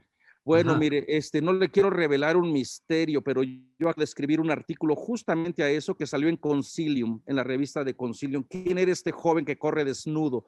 Y es muy, hay toda una larga historia, las personas que se van por el lado histórico de querer saber de que esto sí era un joven, lo presentan, un candidato es Juan Marcos, efectivamente, el evangelista. Otros creen que es otros creen que probablemente hasta Lázaro va por allí, otros creen que Santiago. Bueno, hay infinidades de personas que están tratando de llenar ese vacío. Ya, padre, muy bien. Muy bien, padre. Una pequeña cosita, gracias, sí. Padre. Entonces ya soluciona el problema. Otra cosita, ¿por qué en Venecia la principal iglesia es San Marcos? ¿Por qué razón? ¿Por qué? Porque la tradición, a la gente le gusta tocar, ver, tener algo, el pelo de Marcos, la pluma de Marcos, y bueno, si usted va a Alejandría, allá juran y perjuran que tienen no solamente la cabeza, allá tienen todo el cuerpo de San Marcos. Entonces, todas estas son cosas de la tradición. De reliquia. Hubo un periodo donde a la gente le dio por coleccionar las reliquias después de que la iglesia, el cristianismo, que era doméstico, comenzó a ser ya público, y todo ya después con la conversión, entre comillas, de Constantino y Helena, la madre, se dedicaron a recuperar todos los lugares. También hubo una efervescencia junto también con las cruzadas de ir colectando reliquias y más reliquias, y así tenemos las reliquias más extraordinarias, como la última plaga de Egipto, allá enfrascada en colonia, la lengua del ángel Gabriel, no sé qué, la leche del seno izquierdo de la Virgen María. A la gente le Muchas encanta gracias, esto. padre. Muchas Entonces, gracias. Está bien, muchas gracias, pero padre. esto es parte de la tradición de la gente. Dios guarde la hora que tú le digas, aquí tenemos a Santo Santiago con el caballo y la gente va y le soba los testículos al caballo. Es más importante los testículos del caballo que a Santo Santiago. Y Dios guarde la hora que tú quieras ir a decirles que, bueno, que a darles un poquito de Santo Santiago. No, ellos quieren el caballo y ahí están sobándole el testículo para la virilidad masculina. Entonces, ¿cómo controlas esto? Más que dando educación, tratando de dar formación, pero hay gente que ya tiene sus creencias. Bueno, ¿alguna otra pregunta que tengan? A las personas interesadas sobre el joven que corrió desnudo, lean este artículo mío que yo escribí en la revista Concilium, que acaba de publicarse hace unos meses. Yo tengo una pregunta. Sí, Pablo. Ok, mi pregunta es si los de Galilea son mestizos. Porque para pasar, haga de cuenta, para pasar a Jerusalén tienen que pasar por Samaria. Entonces, los de Jerusalén consideran a los judíos como inferiores, pero los judíos consideran a los samaritanos como inferiores. Entonces, ¿ellos son mestizos o son judíos? Bueno, de acuerdo a la ley son judíos, pero judíos que se habían mezclado con otras culturas. Este fue el problema de la parte de Galilea, porque a Galilea estaban las legiones. Por allí vamos a encontrar en el capítulo 5 de Marcos este episodio de lo que hace el imperio, reflejado en la legión, que deshumanizó a toda esta parte, ¿no? Entonces, como estaban pobladas de otras regiones, esta comunidad se mezcló. Y bueno, siempre que hay una mezcla del semen sagrado para el pueblo judío, es como si se contaminaran y si se disminuyera el pedigrí, vamos a decir, del ser judío. Entonces, al momento en que se mezclan, al momento que comparten la sangre, el semen con otra gente, con otra raza, los del sur que refuerzan la identidad judía por medio de la ley, por medio del sistema de separación, pues claro que van a ver como inferiores a sus hermanos del norte, a sus hermanos que allá se mezclaron y se contaminaron.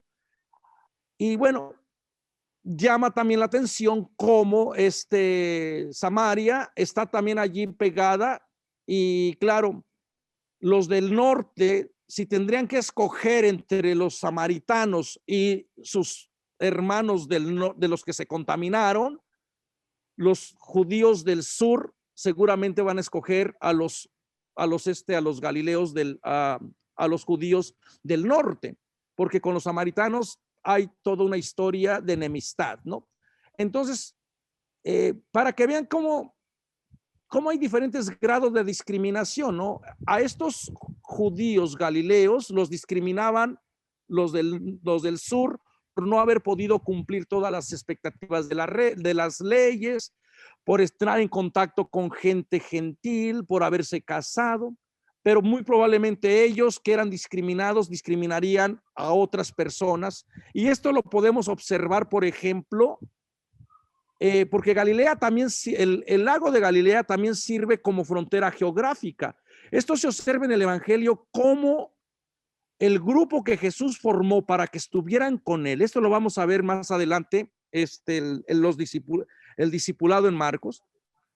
Como también le cuesta trabajo embarcarse a ir a la otra región de los Gerasenos, por ejemplo. Dice que se embarcaron en la barca, cruzaron al otro lado y le salió este joven entre el sepulcro que se golpeaba y que no sé qué, y que bueno, espectacular todo lo que hizo Roma, la legión contra esta persona, y solamente dice que Jesús desembarcó.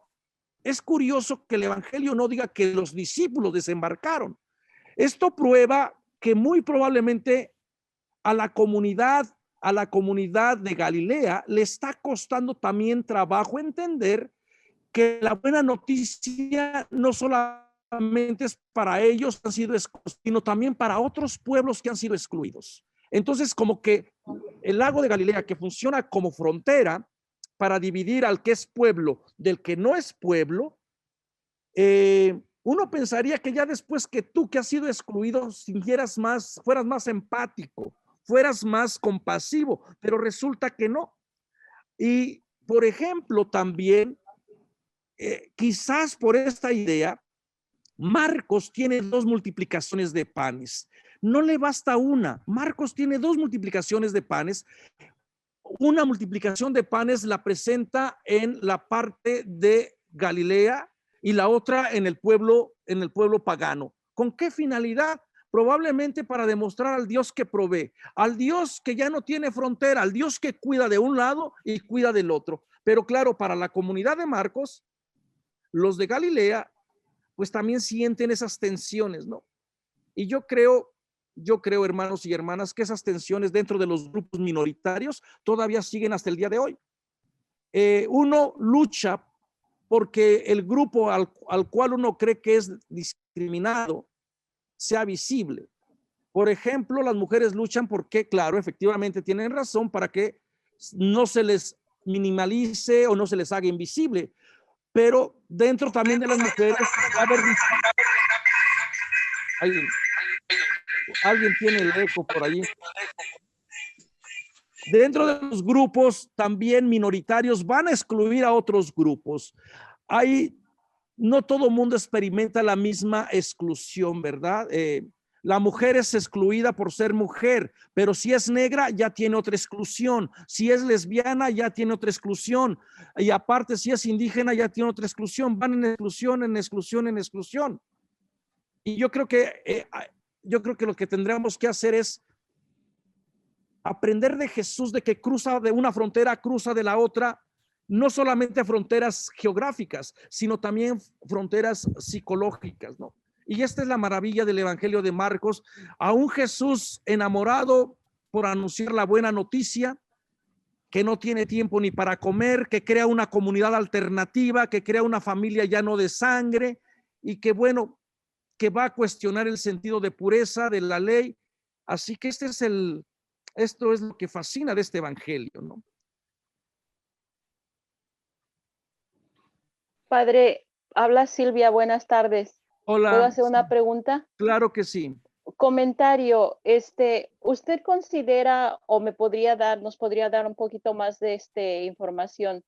Lo que yo ahorita estoy descubriendo con lo que habló Marta, en las referencias de que Marcos dice que se relata que Jesús se dice hijo del hombre, y se me hace muy interesante, y también ahorita que mencionó usted que no hay relatos de la creación, de su niñez, de cuando nació, ¿verdad? Más sin embargo, los otros evangelios sí tienen. Y también algo que yo nunca había puesto atención es los eventos post-pascuales. Y para mí se me hace interesante que los otros evangelios, inclusive, por ejemplo, Juan, habla de la divinidad, de que Jesús es la palabra, ¿verdad? Pero entonces yo ahorita lo que yo me estoy así como que me está cayendo más el 20 es que este evangelio de Marcos está presentándonos a Jesús humano, más no tan divino.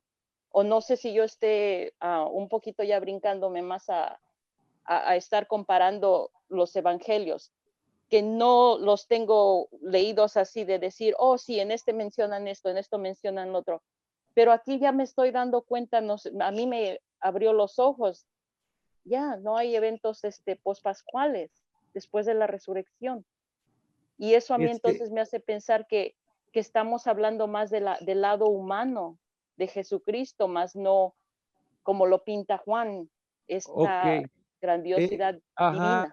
Silvia, disculpe que le interrumpa, porque yo creo que ha tocado un tema muy importante y no está lejos del reino de los cielos, diría él, nuestro Señor Jesucristo. Recuerde una cosa, este evangelio se acerca, si nuestra hipótesis es correcta, se acerca más a los primeros testigos oculares de Jesús. Y la otra cosa es que a esta comunidad todavía le está costando trabajo cómo es que Jesucristo es Mesías, es Hijo de Dios. En el estudio se habla de una cristología, o se habla de una cristología baja. Marcos presenta efectivamente este acercamiento o con este énfasis en la humanidad de Jesús, y que poco a poco la comunidad de fe le va a ir dando títulos honoríficos que eran exclusivos de Dios. A estas alturas estamos todavía bien reciente de lo que aconteció. Ahora, si usted pone en comparación de este evangelio como lo está haciendo con el evangelio de Juan, efectivamente ya con Juan estamos en el año 100, probablemente 110, ya tenemos toda otra segunda generación de personas que su entendimiento de Jesús va a ser muy diferente, su comunidad muy diferente, su contexto muy diferente. Ya no es el contexto de Marcos, es un contexto totalmente diferente. Y claro, en el evangelio de Juan se va a enfatizar prácticamente ya una cristología alta, es decir, una cristología donde Jesús es la palabra, es Dios desde el principio, es el pan de vida, es la luz, es el yo soy del Éxodo. Entonces ya tenemos una cristología más avanzada, más estudiada. Y a veces la gente como que le da un poco de miedo de decir, ay, pero ¿por qué? Por ejemplo, en Marcos tenemos este grito agonizante de Jesús en la cruz: Dios mío, ¿por qué me has abandonado? En Juan prácticamente Jesús desde la cruz reina. Jesús interroga a Pilato, todo es una parodia, Jesús es glorificado en la cruz, realmente no hay este sufrimiento, no hay esta sangre que suda en el evangelio de Lucas. ¿Por qué? Porque ya tienen otro entendimiento acerca de la persona de Jesús. Entonces yo creo, una de las críticas que le hacían a los cristianos del siglo I, los filósofos romanos, era, mira, si entre sus mismos evangelios se contradicen, ni siquiera dicen lo mismo. Y por eso es que hubo una tendencia a querer normalizar todo el evangelio y decir, para que no nos critiquen, vamos a tener solamente un evangelio. Y esa idea se vendió como pan caliente. Gracias a Dios y al Espíritu de Dios que no, la inmensa mayoría no se fue por allí. Y así tenemos a Orígenes que dijo, así como hay 4 puntos cardinales, así hay 4 evangelios. Y cuando uno estudia cada evangelio, descubre una riqueza increíble. Descubre unas particularidades de presentar a Jesús que tú dices, wow, qué bueno que nuestros orígenes siempre han sido plurales. No ha sido una manera única de ser cristiano. El problema es que ahora todo el mundo lo queremos normar y decir, todo el mundo tiene que experimentar esta espiritualidad, y no tiene que ser así. Nuestros orígenes siempre han sido desde diferentes enfoques. Entonces, es por eso que usted puede ver y contrastar el acercamiento que se da en Marcos al acercamiento que se da en Juan, por ejemplo. Yo siempre les digo a manera de chiste, por ejemplo, en Marcos, Jesús hasta se equivoca para hacer los milagros. Cuando ve a un señor que está ciego, le unta tantita salivita y lodito, ¿ves? Ay, sí veo, pero veo como árboles. Ay, perdón, otra vez. ¿Ves? Ay, ahora sí ya veo. Eso nunca va a suceder en Juan. En Juan, Jesús sabe quién lo va a engañar. En Juan sí, Jesús sabe todo qué están pensando. Bueno, otro acercamiento diferente, que ya cuando estudiemos el evangelio de Marcos y luego entremos al evangelio de Juan, van a decir, ay, ahora sí podemos comparar. Ahora, esta idea de que no hay historias pospascuales no quiere decir de que Jesús no quiera, no esté en la comunidad. Al contrario, parece que comienza otra vez a la comunidad en Galilea. Regresen otra vez a Galilea. No se queden en Jerusalén. En Jerusalén los van a matar. En cambio, Lucas van a decir, no se vayan de Jerusalén. Quédense en Jerusalén hasta que sean embestidos por el poder del Espíritu. Tú dices, bueno, ¿a quién le hacemos caso? Uno Por eso el padre Marcos no quiere estudiar Biblia, porque dice que unos nos llevan a Jerusalén, otros nos llevan a Galilea. ¿A quién le hacemos? Bueno, son manifestaciones de la comunidad, los énfasis son diferentes. Y yo siempre digo que en el Evangelio de Marcos no hay necesidad de la ascensión y de la venida de Jesús, porque Jesús nunca se va. Jesús está con la comunidad. Para que alguien venga, primero se tiene que ir. Y prácticamente esta comunidad parece que celebra el hecho de que Jesús está con ellos en Galilea. Los que no están con Jesús es el discipulado. Son los que les cuesta trabajo. Por eso otra vez vuelve a Galilea para decir, esperando que esta vez sí entiendan de qué se trata el reino de Dios. Y yo creo que necesitamos a Marcos que venga a recordarnos que no hemos regresado a Galilea, que no hemos ido a la periferia, que nos hemos quedado en Roma, en el Vaticano, en México, en Chicago, en las grandes ciudades, pero no hemos ido a donde están los marginados, los pobres, los migrantes, los excluidos, los impuros. Todas estas caravanas de tristeza que Marcos nos invita, prácticamente las hemos seguido olvidando y hemos ido anunciando a un Jesús, pero parece que es un Jesús muy diferente al Jesús que entendía Marcos. Bueno, ya se está perdiendo la gente. Gracias, no sé padre. si... No. Bueno, Manuel, muchas gracias. Quería agradecer Manuel. también a Marta, Sí, al sí. padre Manuel. Quería dar un agradecimiento muy grande desde acá del sur del mundo. Acá viene al sur del mundo, un gran abrazo a Martita, Gracias, al padre Manuel. Y también indicar de que muchas veces uno tiene la tentación de que cuando un poco estudia los evangelios, que a lo mejor el evangelista se puso un fin de semana, un verano a escribir el evangelio y así fue como quedó, sino que muchas veces uno tiene que lograr comprender que son tradiciones que fueron poco a poco amalgamándose, ¿no es cierto?, escribiéndose, hasta que finalmente, ¿no es cierto?, se logró con el contenido que tenemos en la actualidad, de Marcos, Lucas, Juan, Mateo. Entonces, esa es la gran riqueza que tiene la escritura bíblica, ¿no es cierto?, de cómo con las distintas etapas que tuvieron de la fuente, después de la redacción, se fue dando el contenido final que tenemos. Y también lo que decía recién el padre Manuel con su bonito y típico acento mexicano, cómo cada evangelio, ¿no es cierto?, está destinado a alguna comunidad específica. Por eso tiene un mensaje muy específico, Marco hacia una comunidad, Mateo a otra comunidad, Lucas a otra, y Juan, como decía el padre Manuel, también tiene destinatarios distintos. Por eso muchas veces como que chocan entre los evangelios, pero es más que nada por esa situación de los destinatarios a los cuales estaba como dirigido los distintos evangelios. Pero muchísimas gracias a Martita, al padre Manuel, ¿no es cierto?, por esta oportunidad que nos brinda. Gracias, hermano, y igualmente saludos para ustedes. Y por ahí también vi a Pablito desde la Argentina. Che, por ahí anda. Y yo creo que en vez de estar viendo contradicciones, yo creo que hay que celebrar la diversidad, celebrar, decir, mira qué interesante.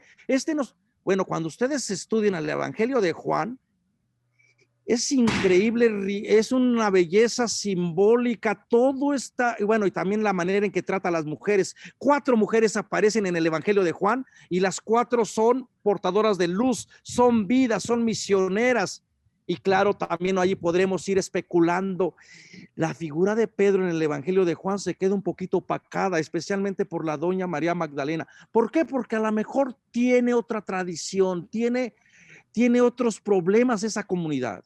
Problemas que no tenía la comunidad de Marcos. Y por ahí Rodolfo te quiere preguntar algo. ¿Quién, perdón? ¿Rodolfo? Ok, padre Rodolfo, diga usted. Manuel, sí, solo que amplíes el tiempo verbal predilecto de Marcos, el presente histórico y lo que eso implica. Bueno, a Marcos se le ha acusado siempre de que, aparte de que no tiene infancia narrativa, no tiene historias pospascuales, también se le ha criticado de que su griego es muy pobre, de que su griego tiene algunas ¿cómo le llamaríamos? Repite mucho y dentro de esta idea de la pregunta que hace el padre Rodolfo hay una palabrita que en Marcos va a ir como marcando el ritmo, el cai, y casi que va con esta finalidad. Ahora, actualmente, yo estoy leyendo y es increíble los paralelos que se encuentran con estas narraciones de Marcos. Hay un autor de la Universidad de Chicago que dice que todos los evangelios, que toda la gente que escribía en el siglo I tenían como texto base a la Ilíada y la Odisea de Homero. Entonces, parece ser que Marcos, si esto es real, porque él va comparando, y esa fue lo que él hizo, ir comparando el Evangelio de Marcos, todos los episodios, muchos de ellos también con los episodios que se narran en la Ilíada y la Odisea.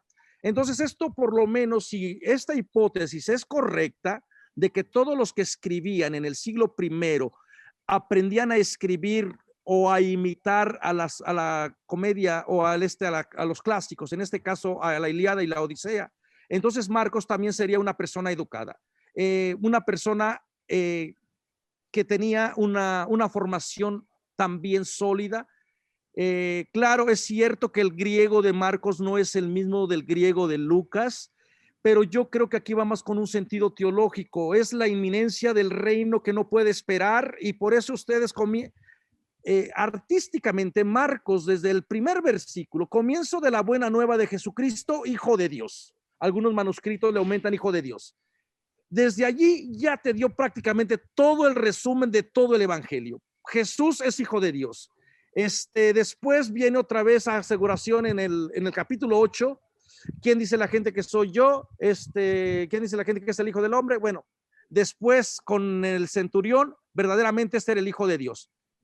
¿Por qué esta inmediatez, esta urgencia? Yo creo que se debe con un sentido teológico de querer que la comunidad entienda de que hay un mensaje que proclamar, de que la gente comprenda que no es el emperador, el falso hijo de Dios, como así se le llamaba.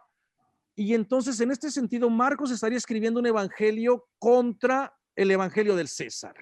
Si el evangelio del César también argumentaba que el César, el emperador, era hijo de Dios, Marcos, como que en este sentido de urgencia teológica, quiere dar a entender prácticamente que el verdadero tiempo, el verdadero kairos de Dios y con su hijo amado está por llegar, y seguramente en la manera de estructurarlo también influyó.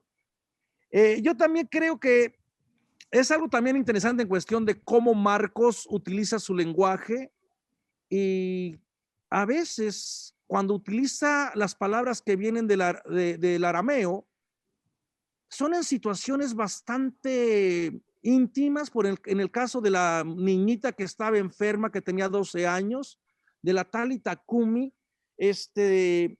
como que Marcos también por la manera de escribir se puede solidarizar con la gente que está más acostumbrada a retener cuando no son tan conceptos tan abstractos como sería el Evangelio de Juan.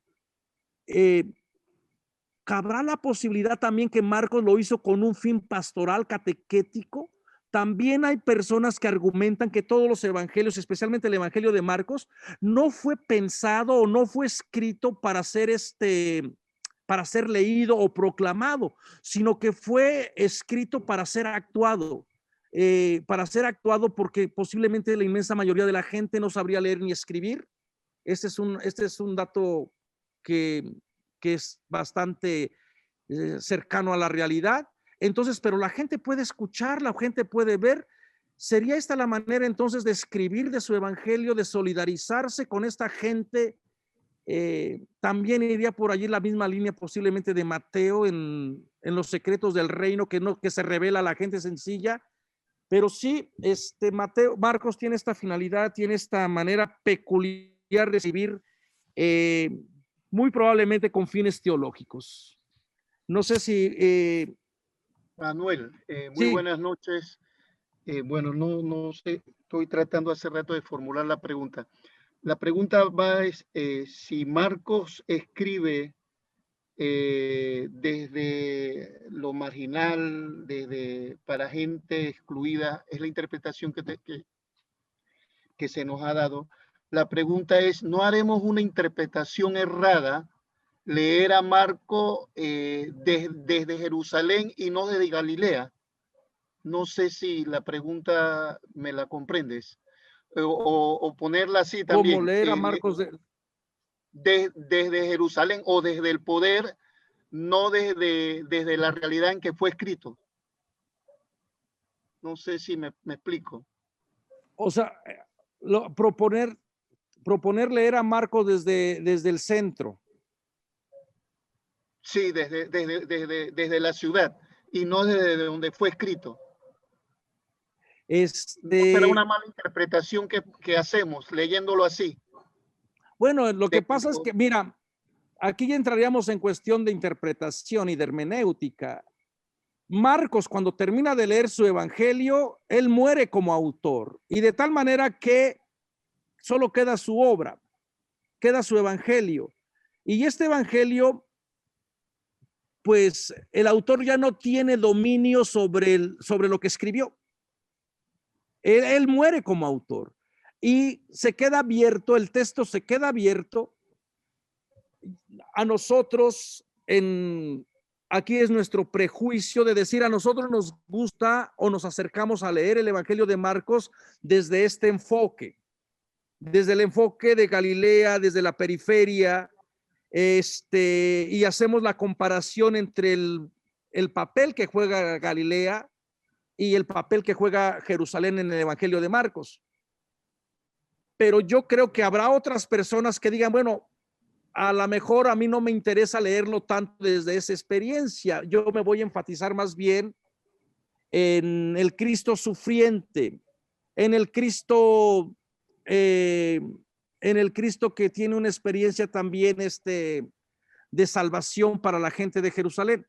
Yo creo que allí ya son los énfasis muy particulares que uno les pueda dar, ¿no? A nosotros nos interesa leerlo desde esta experiencia porque hay fundamento dentro del mismo evangelio, hay material para esta comunidad para decir, esta es una comunidad sufriente, excluida. Y bueno, 9 capítulos le está dedicando a Galilea. De los milagros, les decía, 11 suceden en Galilea. Entonces, yo no tengo aquí a Marcos para decirle, efectivamente, tú querías enfatizar a Galilea, pero lo que él dejó a uno lo puede llevar a pensar y decir, parece ser que su énfasis era en esta comunidad marginada, en esta comunidad olvidada. Acá, claro, cuando ustedes estudien a Lucas, también vamos a ver cómo Lucas cambia el énfasis geográfico. Y yo creo que lo cambia liberadamente o intencionalmente para contrarrestar posiblemente el evangelio de Marcos. Porque es interesante cuando dice no se vayan de Jerusalén, quédense aquí. Toda la comunidad se reúne en el templo, es en el templo donde el Espíritu actúa. Y después cuando Jesús dice y serán mis testigos comenzando con Judea, llegando a Samaria y hasta el fin del mundo. ¿Quién se brincó? Galilea. En la mente de Lucas, que es historiador según, serán mis testigos comenzando en Jerusalén, en Judea, Samaria y hasta el resto del mundo. ¿Cuál era el otro paso que seguía? Galilea. No lo dijo. ¿Por qué no lo dijo? Porque probablemente su énfasis no es tanto Galilea, su énfasis en Lucas es Jerusalén. Pero vuelvo y les repito, yo no tengo palabra de Dios. Yo creo que el evangelio Marcos sí nos da bastante información para poder acercarnos a este evangelio desde la periferia, desde el margen, pero a otros les puede resultar más atractivo quedarse en el poder, quedarse en Jerusalén, como de hecho lo ha sido también, ¿verdad? ¿Alguna otra? Ay, qué alegría. Mientras estaba aquí ahorita, miren, ni se les ocurra perderse sobre el curso, sobre la pasión y especialmente sobre el simposio sobre San José y su masculinidad. Me acaba de contactar, me acaba de responder un biblista que andaba atrás de él, que él ha escrito sobre masculinidad, un biblista muy bueno, peruano. Yo no lo conozco a él personalmente y creo que me dijo que sí acepta ser parte de esta semana. Así que vamos a tener muchísima buena información, muchísimos buenos cursos, para que ustedes corran la voz y ahí estén con nosotros. ¿Alguna otra pregunta? Aprovechando otros 5 minutitos que estemos. Sí, padre. Sí, dígame. Solamente, no sé si lo va a cubrir después más a fondo, pero eso de que la teoría del secreto mesiánico, o sea, de que no diga nada. Y a todo el mundo se lo dice, como decía Martín, ¿no? Muy probablemente la gente no sabe qué hacer honestamente con este secreto mesiánico, porque el secreto mesiánico, bueno, tanto así que lo dijeron, lo proclamaron, lo pusieron por escrito y hasta nosotros lo sabemos. Y no solamente nosotros, dentro de la narrativa lo saben los demonios, lo proclaman los que han sido curados, lo sabemos nosotros como audiencia. Muy probablemente sirva como una herramienta retórica, para mantener el hilo de la gente que está siguiendo el evangelio. Recuerden, por allí algún hermano del sur estaba diciendo que Marcos no se sentó un fin de semana a escribir el evangelio. Nadie en la actualidad hace eso, ¿verdad? Ni los escritores, ni los que nos atrevemos a escribir. Esto más bien son todas las experiencias de la comunidad. Y muy probablemente con esta herramienta retórica lo que está tratando es de que toda la gente mantenga en hilo la identidad de Jesús. Para que hasta el final la gente que lo vaya siguiendo pueda verdaderamente darse cuenta que no solamente se trata de revelar quién es Jesús, sino estar con Jesús, que ese va a ser una de las frasecitas que van a estar allí en el discipulado. Y claro, desde el punto de vista de Marcos, ser discípulo de la cruz, ser discípulo de Jesús no se logra en el primer intento. Hay que regresar continuamente a Galilea, hay que continuamente regresar para experimentar que el crucificado es el resucitado. Entonces yo creo que solamente lo tiene como un fin retórico para mantener el suspenso, para mantenerlo en la audiencia, en los que estamos siguiendo la narración del Mesías, de Jesucristo, Hijo de Dios, y funciona, parece que funciona. Por lo menos a uno le dice, bueno, le pone atención a lo que trataba de decir, ¿verdad? Bueno, porque sí, también igualmente lo usan para decir el evangelio secreto de San Judas. O sea que siempre le ponen esa frase, como que si es evangelio, pues evangelio se supone que es una noticia, es una nueva, pero luego dicen es un evangelio secreto. Bueno, no hay todos estos títulos que aparecen a veces allí, especialmente cuando llega la Pascua, la Semana Santa, de que el evangelio secreto de Judas, no hay tal evangelio secreto de Judas, no, en cuestión de secreto. Siempre lo hemos tenido. Siempre ha estado dentro de la comunidad, pero la gente es fantasiosa, le gustan estos títulos extraordinarios que llama la curiosidad, así como una herramienta retórica también. Ahí si le pongo secreto, ay Dios mío, o la iglesia lo tenía escondido, entonces la gente le llama más la atención y rápido a comprarlo. Y padre, ¿dónde consigo los apócrifos? Primero lee los evangelios que tenemos, primero céntrate en conocer la teología y ya después habrá algún cursito que vamos a dar de los apócrifos, pero a veces como que la gente es curiosa. ¿Qué les puedo decir? Gracias. Bueno, hermanos y hermanas, Marita, te agradezco muchísimamente, infinidad. Estoy muy orgulloso de ti, Martita. Hiciste un trabajo espléndido, brillante. Y bueno, un poquito de clarificación, pero vas muy bien. Gracias a todos ustedes por su paciencia, y yo creo que también esta es esta es una manera también de empoderar a gente y dejarlas que se metan al rodeo, y a veces hay que ir aprendiendo, y a veces y solamente se aprende cuando uno realmente está enfrente. Así que a veces uno también va diciendo cosas que después las va trabajando y las va madurando, ¿no? Así que no se sientan mal. Martita, de verdad, gracias. Gracias a todos ustedes, hermanos y hermanas que nos acompañaron. Esperemos que la próxima vez los volvamos a tener. La próxima vez viene el padre Jera y seguramente que va a hablar un poquito más sobre el contexto de la comunidad. Y bueno, después vamos a tratar sobre los milagros en el Evangelio. Son 7 clases. Y voy a tomar yo 2 clases para hablar sobre el discipulado, porque el discipulado en el Evangelio de Marcos es un tema muy importante. Así que muchas gracias, que Dios les bendiga, cuídense mucho. Gracias, padre, gusto en volverlo a ver.